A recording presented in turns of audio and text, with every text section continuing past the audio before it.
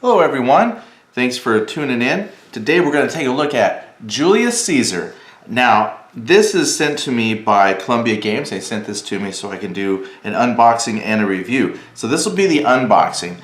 Now I have to say I already opened this. So it's not a pristine unboxing. My daughter, she knew Daddy was going to do an unboxing at some point, and so she wanted to help. So I let her film an unboxing with me earlier. It's just that, well, she's 3 and she likes to bend pieces and things, and so I let her do an unboxing with me, and then I thought, well, I'll come back and do an unboxing where it's just us looking at the stuff. So someday maybe I'll post that of her helping me unbox Julius Caesar, but for now it's just you and I. This I looked through because originally I thought this would be a grand campaign kind of game where you're taking Rome, you're going through the world, conquering everything. But actually this is focusing on a civil war. So I think this is where, you know, Julius Caesar gets stabbed in the back kind of a thing. And I'll read the little intro blurb when we get inside. Now what comes in the game? So the contents, one, you have, it says, oh, the color map of the Mediterranean, which when we look at the map, it's a really nice map. Columbia Games does some really fantastic artwork on their maps. You then have 63 wooden blocks. Now, I recently looked at Richard III, and we did an unboxing for that, and it also had 63 blocks. So in my mind, I was thinking 63 blocks would indicate not a complicated game. Just because a couple of the other Columbia games I had, they had more than 63 blocks. But I'm finding that that doesn't necessarily mean the game is less complex. Columbia Games, they're not overly complex in the first place. If you take the time to, you know, play a couple games, you get the rules fairly quickly. So 63 blocks just indicates that it's a smaller footprint game. Now, that being said, I still think that this would probably be a great introductory game to the system. You know, I kind of felt the same way about Richard, just kind of looking through the components, because so far from what I've seen with Columbia Games, it's almost like a system that they have where there are similar mechanics and similar, you know, pieces of information on the blocks. And it's kind of, once you understand some of those basic concepts, you can pick up and play other games fairly easily. So I think this would be another great addition to your collection just based on my previous experience with Columbia Games. So 63 wooden blocks will get you well on your way to playing a wonderful game. Then it has 27 cards, and then it's got a rule book and 4 dice. Alright, so that's what we're going to be looking at here. So I'm going to go ahead and open. And the slipcase is, I mean, this is a fantastic piece of art. This is why my daughter chose this one. She kind of looked at some stuff and she was like, she wanted to open this one because it looked really cool. And you get the traditional, I don't know if traditional is quite the right word, but I love the Columbia Games black box that comes in, that the game comes in. So let's take a look here. I'm going to just move this off to the side and pull the pieces out one at a time. So first we have here is the blocks themselves. So this is going to be 63 blocks. Now, just like Richard, the third game, you're going to end up with 31 blocks for each faction, and then there's one odd colored block, which is this one here, blue block. That means you got 31 per faction, and if we pull out the sticker sheet to kind of go along with this, then that's what you got. Oh, I'm holding it upside down. So I guess you're going to have the loyal Romans up top, and then let's see here. I think one of these said Brutus. Yeah, Brutus. Is that A2 Brutus? So Brutus down here, I guess those are the, I'm not sure what they call them here, insurrectionists, rebellion, the rebels maybe, and then you've got the Caesar is up here somewhere, I think. Syracuse, Athena, Octavian, Antonio, oh, Caesar, right down here. So that would be the heroes of the game, I suppose. All right, so there's your 2 factions, and then Cleopatra is the odd block of this. Alright, so that's your stickers that you're looking at, and then there's your blocks, and the 4 dice are in here. So I'm going to move that off to the side. Now the cards, My daughter likes cards, so I already took these out of the shrink wrap, and they're mostly all of this command card.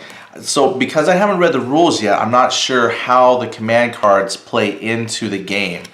And they have up here like a number on a banner. So just as a pure guess, I'm going to say that you probably get to draw a certain amount of cards either to start with or per turn, and then that's either letting you know how many you activate, or possibly there's another identifier on here for, well, it might just be simply how many units you get to activate. But again, I haven't read the rules yet, so that's just a pure guess. But that's just something I saw on the cards. Well, what's interesting too is not only is there a number on the flag, but then they have on the flag pole some symbols there as well. So I'm very excited to see what that means. In here then, I also saw that we've got some, I'm guessing these would be event cards. And as you play, I'm sure you're going to grab an event card. For example, here's Mars. And it says on here, the God of War grants a surprise attack. Move one group. All attacking blocks fire before all defending blocks in any one battle. Round one only. Later rounds are fought normally. So this will give you a chance to move some blocks in and kind of do an ambush strike. So that's interesting. So there you go. You got some event cards, and then you have, I'm guessing these are going to be your unit activation cards. So that's very cool. Set those aside. Then we have the rule book. I'm actually a very big fan of Columbia Games rule books. Typically they are about 8 pages, so they're not very dense, I guess. And I'm not saying that makes them not complicated. They're very complicated in strategy, which is what I've always enjoyed. So once you kind of have the basics of movement and combat, which is primarily what these are composed of, then you can really start focusing on how to win the game. So these 8 pages are, I'm going to say in a typical fashion so far, 3 columns. Usually the first 2 columns on a page are the actual rules, and then there's usually a 3rd column which is like designer notes or examples of play or something that gives you some additional information about the game. So again, they're not very dense in rules. And as you can see, this is going to be a color rule book and broken down into different segments here by a numbering system. Oh, okay, move, a levy. All right, so right here, give me about a few days after I read the rules and we'll come back and talk. We can then discuss exactly how the command card plays out. So that says move, not necessarily how many people activate. Levy 2, that might be how many people activate. Let me see if I can see it right here. Is there a command card? Levy. For each levy, 1 step can be added to an existing block, or 1 new block can be chosen from a player's levy pool. Oh, well, that might be a chance to rebuild units or something. Again, I haven't read the specifics, so I'm just kind of showing you what comes here. Then you've got an explanation of the units. Then you have, there's the Cleopatra one for the blue block. Setup instructions, then your levy pool. Pool, that's like a set aside area that you can pull resources from. Then it has a full color map here in the game. This is going to help you with your deployment. Command phase, then it goes down to battle. Now the battle here, it starts on page 6. And it looks like it stops on page 7. So this is probably a good, like a page and a half of rules, if that, for combat specifically. So again, they're not overly complex. It's just sometimes they do have some little quirks that make them specific to the era and time period that you're playing. So dive in and just start moving pieces around and rolling dice, and then you get the system down, and then you can start focusing on maybe some of the little specific rules that you have to follow. Otherwise, yeah, always a pleasure to read their rules. Then let's take a look at the map here. Now this is going to be a fold-out map, and it's kind of big. I don't know if I can get the whole map here in one go with the camera without shifting things around. This is probably where I should pause the camera, but I'm just gonna lift the camera and let's put a map. There we go. So it's a pretty decent sized map. So again, this is it's a much wider map than it is height-wise, but I think the art is just fantastic. I see where the different boundaries for different areas are marked. So this is probably just another area control game. I've got big cities marked: Syracuse, Utica, Athena, Ephesus, Byzantium. I'm sure I'm pronouncing these wrong. Germania is up here, and they see cities there, so I'm assuming you get to travel through quite a few places across the known world of the time. But again, this is focusing on the Civil War, so I'm curious to see how that plays out. Let me just read the introductory blurb from the rulebook here. So it says, Julius Caesar brings the drama of the most famous and significant Roman Civil War, which was from 49 to 45 BC, to life. Players take control of the legions of Caesar or Pompey, and fight to determine the future of Rome, republic, or empire. So I'm very curious to see how this is going to play out.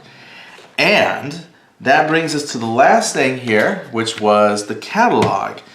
So again, I wholeheartedly recommend checking out Columbia Games if you have not. If you don't have experience with them, look, because they have games that really run a full gambit of history. And you know, there's quite a few games I haven't had a chance to check out yet. So I'm really looking forward to some of their other periods of play. I already have a Napoleonic. I've got their World War II, the combat infantry tactical game. And those have all been really, really good. And these games, I think, are pulling the camera out a little bit more, and they're more of a grander scale, kind of a campaign map, where instead of focusing on a small tactical section of land, you can see now we're covering a much larger area of land. So I'm very curious to see how it plays. But that's it. So what did we get? We have a map. Let me just move the map out. I'm going to fold the map up real quick.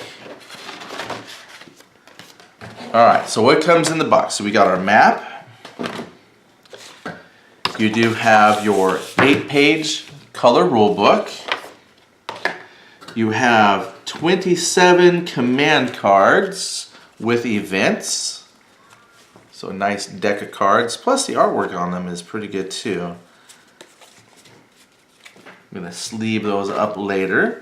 Then we have the stickers. So again, we've got 63 stickers, 31 faction stickers per side, and then 1 Cleopatra sticker, which kind of separates the two factions. And then finally, you've got all your blocks. Lots and lots of blocks. And 4 dice. We'll stick that there. So thank you very much for tuning in and watching the unboxing. I really appreciate everyone who takes the time to watch. And just be patient with me. Once I learn how to play the game, I'll come back and do like a review, maybe walk you through a turn sequence so you can see how the game is. And you know, I look forward to seeing you in the next one. All right, thanks. Bye.